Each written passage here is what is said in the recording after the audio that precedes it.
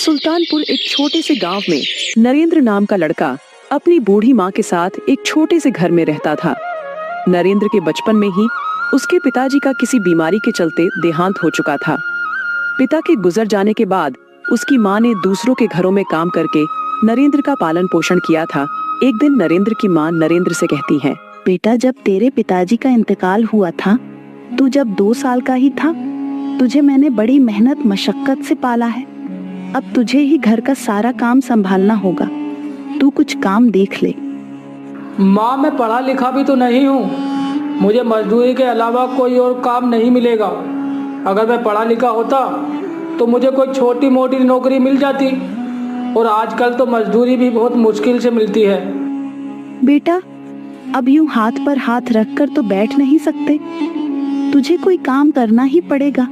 घर में खाने के लिए कुछ भी राशन नहीं है। तू कल कोई काम देख लेना।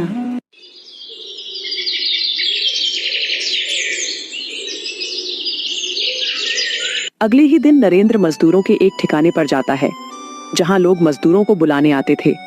वहां बहुत से मजदूर होते हैं, लेकिन नरेंद्र को कोई भी काम नहीं देता है। अब नरेंद्र हार थक कर अपने घर जाने लगता है। तभी नरेंद्र को उसका एक दोस्त मिलता है। वो नरेंद्र से कहता है, अरे नरेंद्र भाई, इतनी तेज धूप में कहां से आ रहे हो? बड़े उदास दिख रहे हो। भाई, मैं काम देखने गया था, लेकिन कोई काम नहीं मिला। अब माँ को क्या जवाब दूंगा, बस यही बात परेशान कर रही है। अरे नरेंद्र भाई, इतनी बात तो तू मुझे बता देता, मैं तुझे काम दिला दूंगा। कल तू मेरे घर आ जाना, मैं तुम्हें एक जगह काम दिलवा दूंगा। ठीक है भाई, मैं कल तुम्हारे घर आ जाऊंगा। इतना कहकर नरेंद्र अपने घर चला जाता है। आ गया बेटा तू। मैं तेरा ही इंतजार कर रही थी। कुछ काम मिला कि नहीं? माँ, काम तो कुछ नहीं मिला, लेकिन मुझे मेरा एक दोस्त मिला था। वो मुझे काम दिलवाने के लिए कह रहा था। उसने मुझे कल बुलाया है। बेटा, तू कल जाकर कोई काम जरूर देख ले। मैं आज बराबर वाले घर से 1 किलो चावल उधार लेकर आई थी। रोज रोज उधार मांगते में शर्म आती है। तुम ठीक कह रही हो माँ, मैं कल जाकर कोई काम जरूर ढूंढ लूंगा। अब नरेंद्र अपनी माँ के साथ खाना खाता है और अगले ही दिन अपने दोस्त के घर चला जाता है। उसका दोस्त उसे एक गोदाम पर ले जाता है। गोदाम का मालिक नरेंद्र से कहता है, सुनो नरेंद्र, तुम्हारे दोस्त सुमित ने तुम्हारे बारे में मुझे सब कुछ बता दिया है। तुम अब से यही काम करोगे। तुम्हें ये बोरे इस गाड़ी से उतारकर गोदाम में डालने हैं। हर गाड़ी को खाली करने के तुम्हें 200 रुपए मिलेंगे। चलो अब जल्दी काम पर लग जाओ, दूसरी गाड़ी आने ही वाली है। नरेंद्र गाड़ी से सारे बोरे उतारकर गोदाम में रख देता है। मालिक, मैंने सारी बोरियां गोदाम में रख दी हैं। अब मुझे मेरी मजदूरी के पैसे दे दो। नरेंद्र, तुमने तो बड़ी जल्दी सारी बोरियां गोदाम में रख दी। ये लो अपनी मजदूरी, और कल जल्दी आ जाना। नरेंद्र गोदाम के मालिक से पैसे लेकर चला जाता है।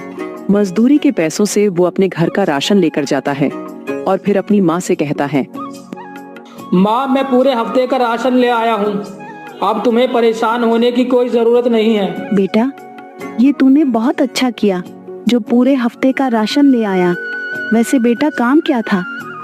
माँ, मजदूरी के अलावा और क्या काम हो सकता है? गाड़ी से बोरियां उतारकर गोदाम में रखी थी, उसकी वजह से सारा शरीर दुख रहा है। तुम मुझे जल्दी से खाना दे दो, मैं खाना खाकर आराम करूंगा। मुझे सुबह जल्दी निकलना है। नरेंद्र खाना खाकर सो जाता है। शरीर में थकावट की वजह से नरेंद्र की आंख थोड़ी देर से खुलती है। नरेंद्र जल्दी से उठकर अपनी माँ को बीगर बताए काम के लिए निकल जाता है। जब नरेंद्र काम पर पहुँचता है तो गोदाम का मालिक नरेंद्र से कहता है, अरे नरेंद्र, ये कोई वक्त है आने का? मैं कब से तुम्हारा इंतजार कर रहा था। सुबह से 2 गाड़ी खाली हो चुकी हैं, इसलिए मैंने किसी और को काम पर रख लिया। मैंने तुम्हें कल ही बता दिया था कि सुबह जल्दी आना है, लेकिन तुमने मेरी बात की कोई परवाह नहीं की।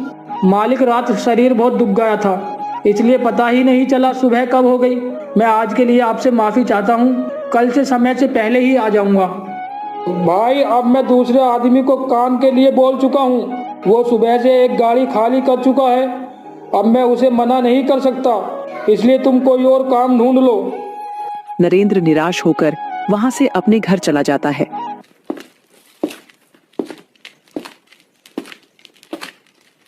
नरेंद्र की माँ नरेंद्र से कहती है, अरे बेटा, तू सुबह बगैर बताए चला गया था, कुछ खाकर भी नहीं गया। यूं खाली पेट मत जाया कर, वरना शरीर में कमजोरी आ जाएगी। अगर तू जाने से पहले मुझे बता देता तो मैं तेरे लिए कुछ बना देती। माँ, मुझे काम पर जाने में देरी हो गई थी, इसलिए मालिक ने मुझे काम के लिए मना कर दिया। उन्होंने किसी और को काम पर रख लिया। बेटा, ये तो बहुत बुरा हुआ। तू अब क्या करेगा? तू कोई और काम देख ले। माँ, मुझसे मजदूरी नहीं होगी, मैं अपना कोई काम शुरू करूँगा। बेटा, तू अपना क्या काम शुरू करेगा? पैसा चाहिए। इस वक्त तो हमारे पास 1 रुपया भी नहीं है। बेटा, तू महीने 2 महीने किसी और के यहाँ काम कर ले। जब तेरे पास पैसे हो जाए तो अपना काम शुरू कर लेना। तुम सही कह रही हो माँ, मैं कल कोई दूसरा काम देखने जाऊंगा। अगले ही दिन नरेंद्र काम की तलाश में घर से निकल जाता है। रास्ते में उसे एक बूढ़ा आदमी मिलता है। वो नरेंद्र से कहता है, बेटा, तुम मेरा ये सामान मेरे घर तक पहुंचा दोगे? मेरे शरीर में इतनी जान नहीं है कि मैं इसे ले जा सकूं। अरे बाबा, तुम परेशान क्यों होते हो? मैं अभी तुम्हारा ये सामान तुम्हारे घर पहुंचा देता हूँ। आप ये सामान मेरे सर पर रखवा दीजिए। बूढ़ा आदमी सामान नरेंद्र के सर पर रखवा देता है। नरेंद्र सामान को उस बूढ़े आदमी के घर पहुंचा देता है। बूढ़ा नरेंद्र से कहता है, बेटा, तुमने मेरी मदद की है, इसीलिए मैं भी तुम्हारी मदद करना चाहता हूँ। मैं जानता हूँ तुम सुबह से काम की तलाश में भटक रहे हो, लेकिन तुम्हें कोई भी काम नहीं मिला है। मेरे पास ये संदूक है, इसमें सोना है। मैं चाहता हूँ तुम ये अपने साथ ले जाओ। मेरा कोई पता नहीं कब ऊपर पहुंच जाऊं। मेरे बाद किसी गलत आदमी के हाथ अगर लग गया तो बहुत बड़ी मुसीबत खड़ी हो जाएगी। इसीलिए तुम इस सोने को लेकर जाओ और सोने का सही जगह पर इस्तेमाल करना। नरेंद्र सोने का संदूक उठाकर अपने घर ले जाता है।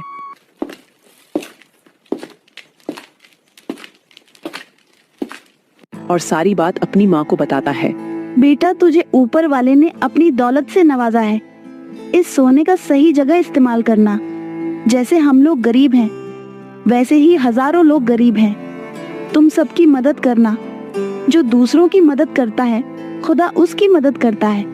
माँ, जैसा तुम कहोगी वैसा ही होगा। मैं इस सोने को बेचकर जमीन लूंगा और उस पर खेती करूंगा। नरेंद्र सारा सोना बाजार में बेचकर बहुत सारी जमीन खरीदता है, जिससे उसकी पैदावार बहुत अच्छी हो जाती है।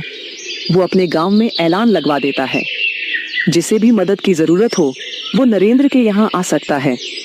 अपनी कोई भी परेशानी लेकर एक दिन नरेंद्र की माँ नरेंद्र से कहती है, बेटा, अब हमारे पास किसी चीज की कमी नहीं है, इसलिए मैं सोच रही थी तू शादी कर ले।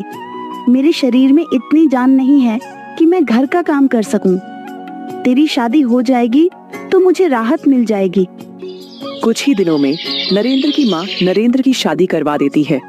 शुरू में नरेंद्र की पत्नी घर का सारा काम अच्छे से करती है, लेकिन कुछ दिन बीत जाने के बाद उसने काम करना छोड़ दिया। बस उतनी देर ही काम करती जितनी देर नरेंद्र घर पर रहता, लेकिन नरेंद्र के बाद वो नरेंद्र की माँ से सारा काम करवाती थी। ए बुढ़िया, तू खाती तो बहुत है, काम तू कुछ करती नहीं। तूने मुझे मशीन समझ रखा है जो काम पे काम बताती रहती है। अब घर का सारा काम तू ही किया करेगी, वरना घर से निकाल दूंगी। अगर ये बात तूने अपने बेटे को बताई तो तुझे वृद्ध आश्रम में छोड़ आऊंगी। फिर पड़ी रहना वहाँ। और सुन, घर का सारा काम करने के बाद मेरे लिए चाय बना देना अच्छी सी। बेटा, बाहर गरीब आदमी मदद के लिए आए हैं, उन्हें कुछ राशन या पैसे दे दो। आज से इस घर में किसी की मदद नहीं होगी, न किसी को कोई राशन दिया जाएगा, न ही पैसे। मेरा पति इतनी मेहनत से पैसा कमाता है और मैं उन पैसों को इन गरीब लोगों पर उड़ा दूं, ये सही नहीं है। अब घर में जो होगा मेरी मर्जी से होगा, जो मैं चाहूंगी वो होगा। उधर वो बूढ़े बाबा जिन्होंने नरेंद्र को सोने का संदूक दिया था, वो सोचते हैं कि नरेंद्र को जो उसने सोना दिया था वो उसका सही से इस्तेमाल कर भी रहा है कि नहीं। इसलिए वो नरेंद्र के घर मदद के लिए जाता है। अरे बेटा, कोई है घर में, मुझे मदद की जरूरत है। उतने में नरेंद्र की पत्नी आती है और बूढ़े आदमी से कहती है, ए बूढ़े, क्यों चिल्ला रहा है? हम क्या बहरे हैं जो इतनी जोर जोर से चिल्ला रहा है? बता क्या हुआ? बेटा, मुझे नरेंद्र से मिलना है। मुझे उससे काम था। मेरी 2 बेटियों की शादी है, इसलिए थोड़ी मदद के लिए आया हूँ। तेरी बेटियों की शादी है तो हम क्या करें? नरेंद्र तुम जैसे गरीब लोगों से नहीं मिलता है, समझे? मालदार आदमी देखा नहीं कि मुंह उठाकर चले आते हैं। बेटी, तू नादान है। इस तरह किसी बुजुर्ग का अपमान नहीं करते। मुझे एक बार नरेंद्र से मिलना है बस। अरे एक बार बोल दिया, नरेंद्र गरीब लोगों से नहीं मिलता है। वो तो गरीब लोगों की तरफ देखता भी नहीं है। चलो अब यहाँ से जाओ। बूढ़ा वहाँ से चला जाता है। उतने में ही नरेंद्र आ जाता है और अपनी माँ से कहता है, माँ, बाहर इतने आदमी औरत मदद के लिए खड़े हैं, तुमने उन्हें कुछ दिया नहीं और तुम्हारी ये हालत कैसे हो रही है? नरेंद्र की माँ चुप रहती है। तुम जब से आई हो माँ चुप चुप रहती है, आखिर बात क्या है? नरेंद्र की माँ नरेंद्र को सारी है।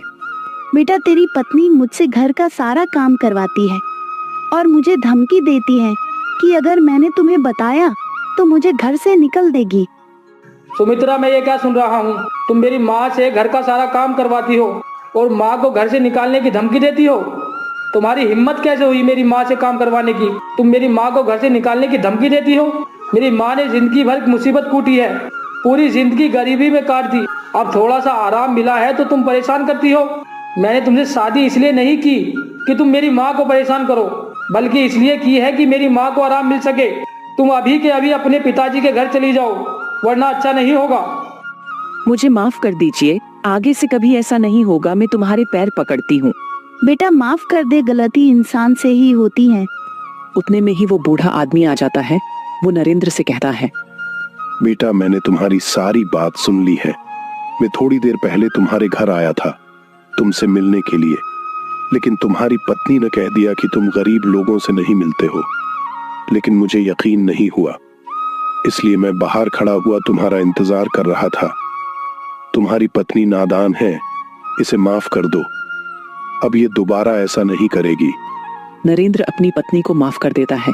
फिर सारा परिवार खुशी खुशी रहने लगता है।